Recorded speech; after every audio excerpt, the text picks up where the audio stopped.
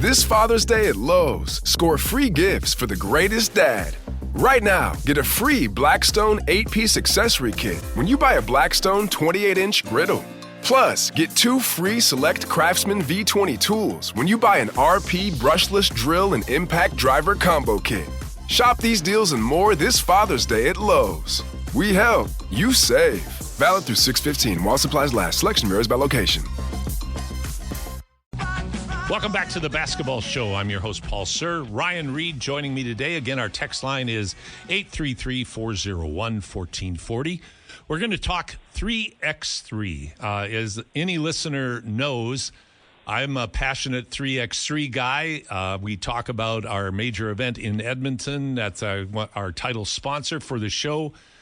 And I want to continue to bring to you the best voices in this growing global sport. And I'm pleased to be bringing one of those voices to you today as Dylan Travis from Team USA joins me today. Dylan, thanks for joining me today.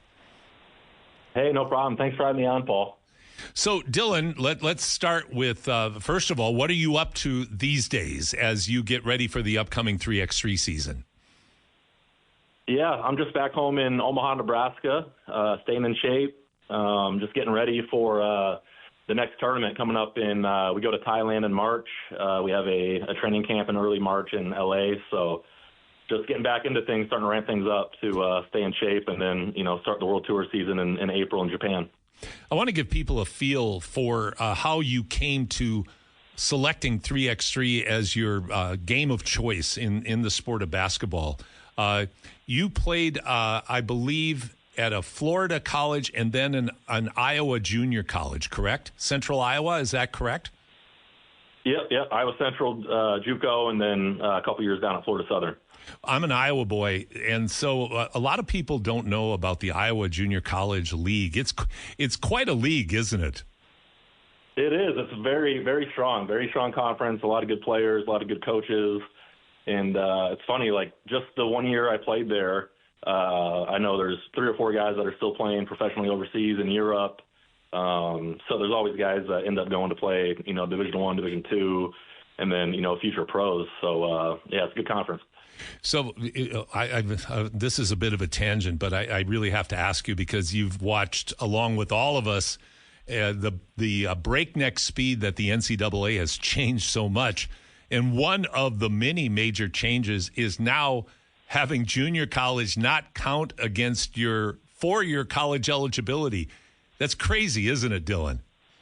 It sure is. I know. I want my I want my 1 year of eligibility back. I want to go play another year NCAA. But what a good thing for these kids, man. I mean, I talk to my buddies. It's like, would you rather have like for myself, a 20-year-old Dylan coming out of JUCO or a 17, 18-year-old Dylan coming out of high school? So, I think these kids will get, developed a lot better and work on their skill work. And, yeah, I mean, who doesn't want to be in college for, 6 years, I guess, it'd be a good time for these kids.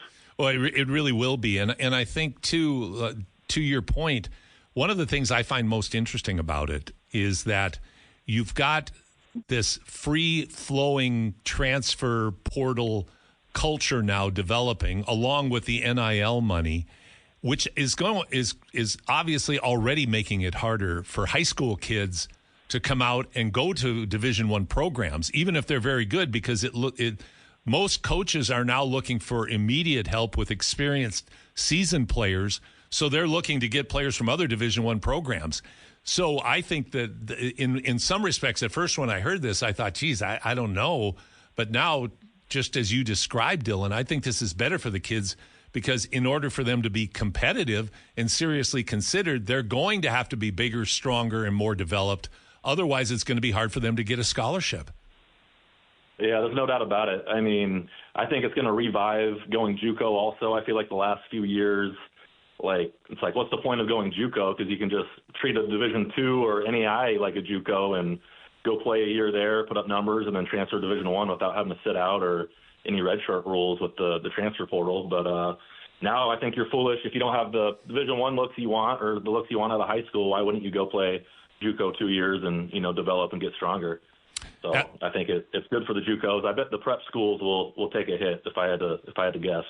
I would think so, and I've been a longtime critic of the prep school world. Not that there aren't in that world good options that make sense for a lot of kids, but I think a lot of the prep schools that have come on are businesses first, and not necessarily really only paying lip service. Let me put it that way, to doing what's best for the kids. So the fact that they can go get college credits, set themselves up for success academically in a lot of situations, and then go and play 4 years. I think that's a real positive for athletes. Yeah, there's no doubt about it, for sure. I'm talking to Dylan Travis from Team USA 3x3 here on the Basketball Show. So let's jump into 3x3. Dylan, you played then your final 2 years at University of Nebraska Omaha, who, by the way, plays St. Thomas tonight in the Summit League matchup. Your alma mater. I know the Tommies coach real well, and they've made the transition from Division III to Division I and have actually done really well. But that'll be a good matchup, won't it? Yeah, it will be. Yeah, UNO is doing really well this year, and it's nice to see them at the top of the Summit. And I'm my whole family's from Minnesota, so it's nice to see a St. Thomas team doing well too. So. What part of Minnesota are you from originally? Well, I'm born in Omaha, but my whole family, my mom, everyone, Minneapolis, Bloomington, Maple Grove area. Okay, all right. Well, yeah. So lots of Minnesota roots. Okay, so Dylan, post college, how did your career unfold, and how did you end up in 3x3? Yeah, so I feel like everyone has an interesting pathway to 3x3. Yeah, like they every really player do. that we talk to. Yeah, so after college, I went and played 4 years professionally. I played a couple years in Germany, and then I played a couple years in Australia up until COVID. And then COVID shut down my season in 2020. I was supposed to return to Australia for my third year of playing 5-on-5 professionally. And when that shut down, I was 26 at the time, so I was getting off my mom's health care, and I was like, okay, I need a job, I need health insurance. So I started teaching at a local high school here in Omaha, and became a school teacher, and coached basketball at the high school level, and then got into 3x3 through a buddy that was playing, and this guy named Mike Ranovic, who was like the three-ball Omaha owner, right. Like an independent 3x3 team. Yeah. And so started playing with them, just kind of semi-professionally on the side, played, just on weekends locally in America, and would make, a little bit of money here and there if we did well at these little Red Bull tournaments. And, Mike, our manager, would always said, if you stay with it, you can play internationally. There's something called the FIBA World Tour. It's this league where you go to all these different stops all around the world, and you can play for a lot of money, and it's an Olympic sport in Tokyo. It'll be in Paris. You can wear USA across your chest. And at the time, I'm like, dude, I'm fine with going to Chicago and LA for these little weekend trips. I don't have to miss work or whatever, just to kind of scratch the basketball itch, because I was, still in my prime and retired from 5-on-5, so I kind of felt like I was, still due to play basketball at a decently high level. And but everything Mike said happened. I mean, year by year, it got bigger and bigger, and and then Team USA came calling, and I'm on their main team called Team Miami, and I've traveled the world the last 2.5, 3 years. I quit teaching, and I take 3x3 full time now, and made the Olympics, and it's just been an absolutely crazy ride. That's a great story, and one that I really have a lot of excitement to be able to bring to people, because 3x3 is still a dot on the horizon for a lot of people. Although slowly, steadily, people are becoming more aware of it. A lot of people saw it for the first time in the Paris Olympics, where it just looked great. And I think people are waking up, and I look at the next cycle leading up to Los Angeles as the next big step in leading FIBA 3, in leading 3x3 to become more part of the basketball culture and vernacular. And you're in that group, Dylan, and that's pretty cool, isn't it? Yeah, it's awesome. It's awesome to be, I guess one of the pioneers to spread the game in the United States, because it's big in Europe and Asia and the Middle East. It's funny, like these tournaments that you go to, they draw a lot of fans, and even Edmonton. When we had that tournament in Edmonton, I thought it was a great turnout and people loved it. So it's great to spread the game and spread awareness, and it's awesome that it'll be in LA in 28. So I can't wait to see what unfolds. So, Dylan, you head to the Olympics. High expectations. Team Miami, you are winning World Tour events. You're winning challengers. You're competitive in virtually every tournament that you're in. You're all set up for success to be right in the thick of it when you go to the Olympics. And we'll talk about the Olympic format in just a second. But you get there and you get that dreaded, the dreaded eye, the injury to Jimmer Fredette. Talk about how that all unfolded. Yeah, like as you said, we were playing on the World Tour, preparing for the Olympics, which was really a 1.5-2 year thing for us.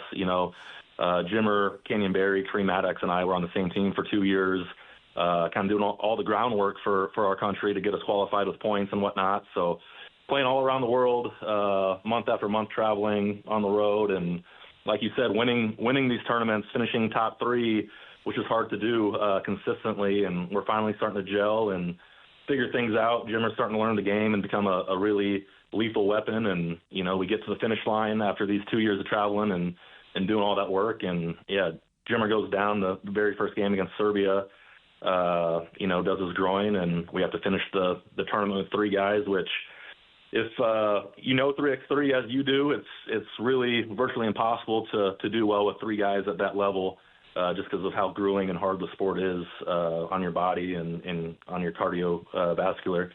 But, we tried to give it our all, and we had that one day where we won 2 games to give ourselves a fight, and unfortunately couldn't beat the Netherlands in that final game. But it's crazy, we beat France and China, and France goes on to get the silver medal. So I feel like for us, it's always going to be an asterisk on that one with a what if. If we had Jimmer, I think there's no doubt that we medal and have a good shot at getting gold because we play all these teams on tour leading up to it, and we're consistently doing well in those. So it was a tough pill to swallow, no doubt.